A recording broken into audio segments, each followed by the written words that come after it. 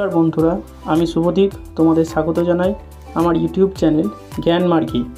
এই ভিডিওতে আমরা এবিটি এর টেস্ট পেপার থেকে ভূগোল বিষয়ের 4 নম্বর সেটের সমস্ত এমসিকিউ, অতি সংক্ষিপ্ত প্রশ্ন, সংক্ষিপ্ত প্রশ্নের উত্তরগুলি এবং ম্যাপ পয়েন্টিংগুলি নিয়ে আলোচনা করব। ভিডিওটা দেখে উপকৃত হলে একটি লাইক করবে, কমেন্ট করবে, বন্ধুদের সঙ্গে শেয়ার করবে এবং চ্যানেলটিকে অবশ্যই সাবস্ক্রাইব করে নেবে, যাতে সকল সেটের প্রশ্নগুলির উত্তর তোমরা পেতে পারো। তাহলে চলো শুরু করা যাক। দেখো, বিভাগ কয়ের 1 বলেছে বিকল্পগুলির থেকে সঠিক উত্তরটি নির্বাচন করে লেখো। 1 বলেছে গাঙ্গেয় বদ্বীপ যে প্রক্রিয়ার ফল তা হলো, এখানে অপশন হবে খ আরোহণ। 2 বলেছে পলল বেঝনি সৃষ্টি হয় নদীর, এটা হবে অপশন ঘ মধ্য গতিতে। 3 বায়ুমণ্ডল যে পদ্ধতিতে সর্বাধিক উত্তপ্ত হয় তা হলো অপশন গ পরিচলন। 4 সীমান্ত বৃষ্টি বলা হয়, এটা হবে অপশন ঘ নাতিশীতোষ্ণ ঘূর্ণ বৃষ্টিকে। 5 একটি সাময়িক বায়ুর উদাহরণ হলো, এটা হবে অপশন গ মৌসুমি বায়ু। 6 উষ্ণ ও শীতল স্রোতের মাঝের বিভাজন রেখাকে বলা হয়, এটা হবে অপশন ক হিমপ্রাচীর। 7 কম্পিউটার, টিভি প্রভৃতি ইলেকট্রনিক্স বস্তুজাত বর্জ্যকে বলা হয়, এটা হবে অপশন গ ই ওয়েস্ট। 8 1956 সালে রাজ্য পুনর্গঠনের প্রধান ভিত্তি ছিল, এটা হবে অপশন ঘ ভাষা। 9 আম্রবৃষ্টি দেখা যায়, এটা হবে অপশন ঘ দক্ষিণ ভারতে।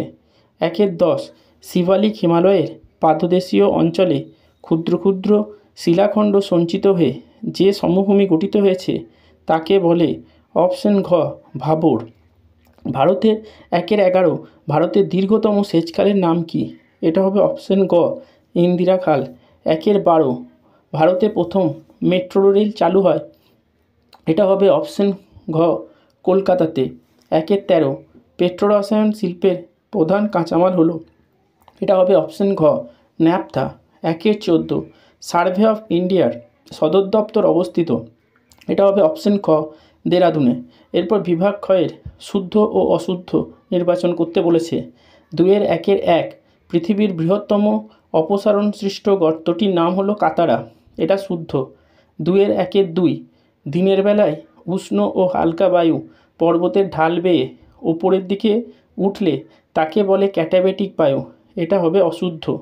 2-3 ভারত ও পাকিস্তানের সীমারেখা র্যাডক্লিফ নামে পরিচিত, এটা হবে শুদ্ধ। 2-4 পশ্চিমঘাট পর্বতের পূর্ব ঢালে চিরহরিত অরণ্যের সৃষ্টি হয়েছে, এটা হবে অশুদ্ধ।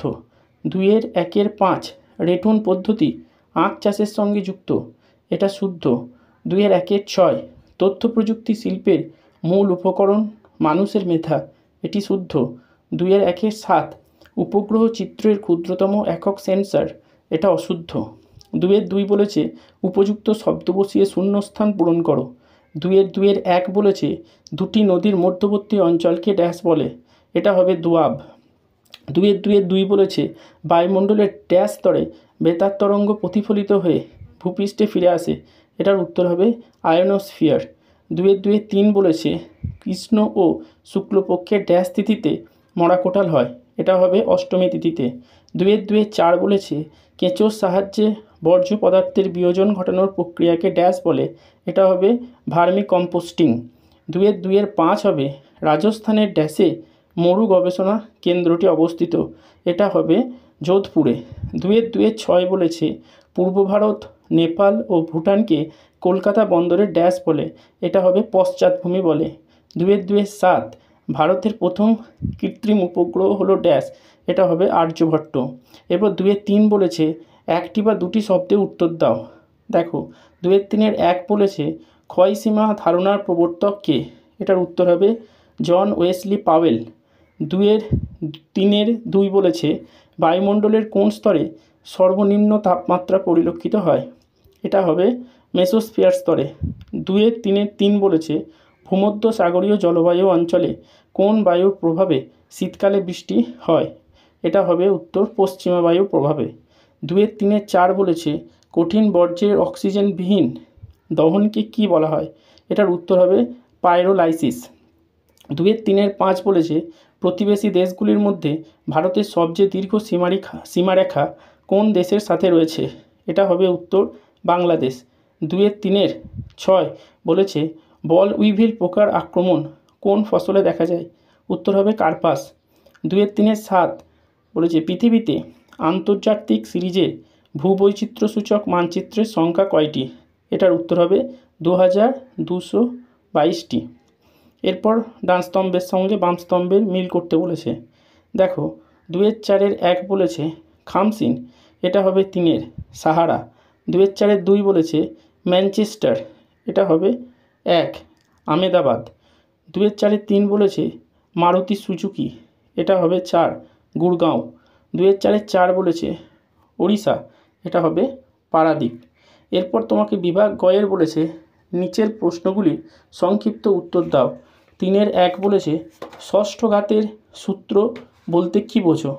দেখো উত্তরটা হবে কোনো নদী একটি নির্দিষ্ট গতিবেগে যে পরিমাণ বহন ক্ষমতা থাকে, কোনো কারণে সেই নদীর জলের পরিমাণ বৃদ্ধি পেলে অথবা ঢালের পরিমাণ বেড়ে গিয়ে নদীর গতিবেগ দ্বিগুণ বৃদ্ধি পেলে নদীর বহন ক্ষমতা 2⁶ অর্থাৎ 64 গুণ বৃদ্ধি পায়।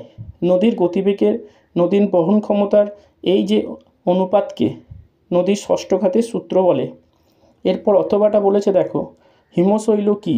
উত্তর হবে সমুদ্রের জলে ভাসমান বিশালাকৃতি বরফের চাইগুলিকে হিমশৈল বলে। এরপর 3-এর 2 বলেছে অ্যালবেডো কাকে বলে?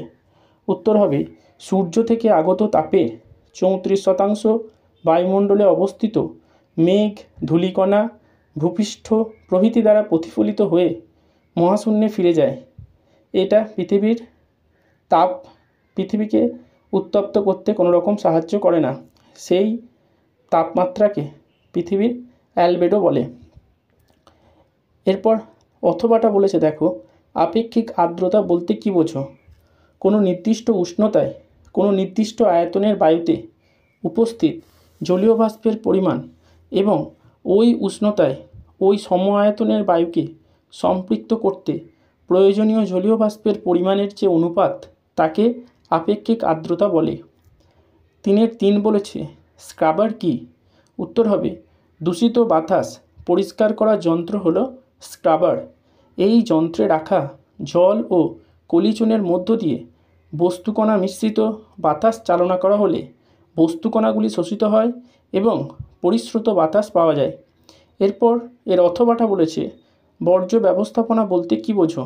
উত্তর হবে বিভিন্ন প্রকার বর্জ্য পদার্থের বিজ্ঞানসম্মত উপায়ে সংগ্রহ, অপসারণ ও পৃথকীকৃত বর্জ্য সামগ্রীর প্রয়োজনীয় পুনঃব্যবহার এবং নিয়ম অনুযায়ী নিয়ন্ত্রণ করার যে পদক্ষেপ গ্রহণ করা হয় সেই সব গৃহীত পদক্ষেপগুলিকে একত্রে বর্জ্য ব্যবস্থাপনা বলে। এরপর 3-এর 4 বলেছে দুন কি? উত্তর হবে হিমালয় বা মধ্য হিমালয় এবং শিবালিক হিমালয়ের মধ্যবর্তী অংশে অবস্থিত সংকীর্ণ ও দীর্ঘ উপত্যকাগুলিকে দুন বলে। এরপর দেখো অথবাটা বলেছে পশ্চিমী ঝঞ্ঝা বলতে কী বোঝো? উত্তর হবে শীতকালে উত্তর ভারতে বিশেষত পাঞ্জাব, হরিয়ানা, উত্তরপ্রদেশে পশ্চিমা বায়ুর প্রভাবাধীন হয়। তখন ভূমধ্য সাগর থেকে আগত জলীয় বাষ্পপূর্ণ বায়ু উত্তর পশ্চিম ভারতে প্রবেশ করে ও উত্তর ভারতে ঝড় বৃষ্টি ও তুষারপাত ঘটায়। এই ঘটনাকে পশ্চিমী ঝঞ্ঝা বলে। এরপর 3-এর 5 বলেছে বিশুদ্ধ কাঁচামাল বলতে কী বোঝো? উত্তর হবে যেসব কাঁচামাল থেকে শিল্পজাত দ্রব্য প্রস্তুত করলে তাদের ওজন হ্রাস পায় না, অর্থাৎ ব্যবহৃত কাঁচামালের ওজন এবং উৎপন্ন শিল্পজাত পণ্যর ওজন সমান হয়, সেই কাঁচামালগুলিকে বিশুদ্ধ কাঁচামাল বলে, যেমন কার্পাস। এরপর অথবাটা বলেছে সোনালী চতুর্ভুজ কি? উত্তর হবে ভারতের 4 প্রান্তে থাকা বৃহত্তম 4টি মেট্রোপলিটন শহর দিল্লি, মুম্বাই, চেন্নাই ও কলকাতাকে যে বৃহৎ উন্নত সড়ক দ্বারা সংযুক্ত করা হয়েছে তাকে সোনালী চতুর্ভুজ বলে। 3-এর 6 বলেছে সেন্সার বলতে কী বোঝো? উত্তর হবে সেন্সার হলো এমন একটি যন্ত্র যা উপগ্রহ থেকে ডিজিটাল পরিসংখ্যানের আকারে পৃথিবীর বিভিন্ন বস্তু বা উপাদানের তথ্য সংগ্রহ করে। এর অথবাটা বলেছে বিভেদন কাকে বলে? উত্তর হবে উপগ্রহে স্থাপিত সেন্সারগুলির সাহায্যে তড়িৎচুম্বকীয় তরঙ্গের দ্বারা নির্মিত উপগ্রহ চিত্রের বিভিন্ন বস্তু, ক্ষেত্র ও অন্যান্য উপাদানের পৃথকীকরণ ক্ষমতাকে বিভেদন বলে। এরপর বিভাগ ছয়ের দেখো ভারতের মানচিত্রে এইগুলিকে স্থাপন করতে বলা হয়েছে। 6-1 বলেছে আরাবল্লী পর্বত। তোমরা পশ্চিম ভারতে দেখো গাঢ় কালো রং দিয়ে 1 বলে আরাবল্লী পর্বতকে দেখানো হয়েছে। 6-2 বলেছে নর্মদা নদী। এটা দেখো মধ্য ভারত থেকে সৃষ্টি হয়ে পশ্চিম ভারতের খাম্বাত উপসাগরের কাছে গিয়ে পতিত হয়েছে। 6-3 বছরে দুবার বৃষ্টিপাতযুক্ত অঞ্চল। তোমরা দেখো একদম দক্ষিণ ভারতে তামিলনাড়ু ও অন্ধ্রপ্রদেশের কাছে করমণ্ডল উপকূল 3 দিয়ে দেখানো হয়েছে। এটা হবে বছরে দুবার বৃষ্টিপাতযুক্ত অঞ্চল। 6-4 বলেছে ম্যানগ্রোভ অরণ্য। পশ্চিমবঙ্গের দেখো নিচের দিক করে সবুজ রঙের ম্যানগ্রোভ অরণ্য দেখানো হয়েছে। 6-5 বলেছে দেখো পূর্ব উপকূলের একটি স্বাভাবিক পোতাশ্রয়যুক্ত বন্দর। এটা দেখো পশ্চিমবঙ্গের নিচে উড়িষ্যায় দেখো পারাদ্বীপ বন্দর দেখানো হয়েছে 5 দিয়ে। এটা হবে একটি স্বাভাবিক বন্দর, স্বাভাবিক পোতাশ্রয়যুক্ত বন্দর। 6-6 বলেছে ভারতের প্রধান কৃষ্ণমৃত্তিকা অঞ্চল। এটা দেখো দক্ষিণ ভারতে দেখানো হয়েছে কালো রং দিয়ে, এটা কৃষ্ণমৃত্তিকা অঞ্চল। 6-7 ভারতের একটি কফি উৎপাদক অঞ্চল। একদম নিচে দেখো সবুজ রং দিয়ে দেখানো হয়েছে কর্ণাটক এবং কেরল রাজ্য ও তামিলনাড়ুর নিচের অংশটাকে। এটা হচ্ছে ভারতের একটি কফি উৎপাদক অঞ্চল। 6-8 বলেছে পশ্চিমবঙ্গের একটি তৈল রসায়ন শিল্পকেন্দ্র। দেখো একদম নিচে হলদিয়াকে দেখানো হয়েছে, এটা হচ্ছে পশ্চিমবঙ্গের তৈল রাসায়নিক শিল্পকেন্দ্র। 6-9 বলেছে ভারতের প্রধান প্রশাসনিক কেন্দ্র। এটা হবে দিল্লি। একদম মধ্য ভারতে দেখো গোল করে দেখানো হয়েছে দিল্লি। আর 6-10 দেখো বলেছে ভারতের দক্ষিণতম বিন্দু। এটা দেখো একদম নিচে যে আন্দামান নিকোবর দ্বীপপুঞ্জের একদম নিচে রয়েছে নিকোবর দ্বীপপুঞ্জের তলায় ইন্দিরা পয়েন্ট। এটা হচ্ছে ভারতের সবথেকে দক্ষিণতম বিন্দু। তাহলে আমরা এই প্রশ্নের এই সেটের সমস্ত উত্তরগুলো করলাম সংক্ষিপ্ত, এবং এইভাবেই পরবর্তী সেটের প্রশ্নের উত্তর পেতে আমার এই চ্যানেলটিকে সাবস্ক্রাইব করে বেল আইকনটা প্রেস করে দেবে, যাতে সকলের আগে নোটিফিকেশান পেতে পারো। ভিডিওটা সম্পূর্ণ দেখার জন্য ধন্যবাদ। নমস্কার।